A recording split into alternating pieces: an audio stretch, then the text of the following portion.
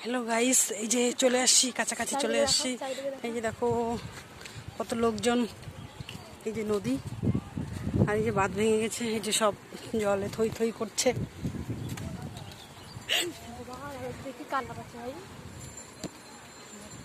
কি অবস্থা!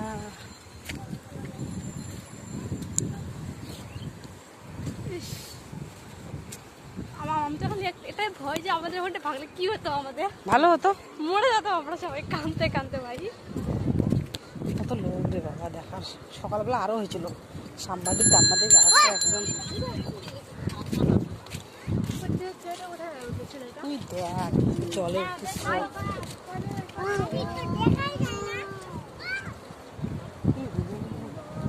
মানে এই পারের লোক ওই পার যেতে পারে না, আর এই পারের লোক ওই পার আসতে পারে না, এপার আসতে পারে না।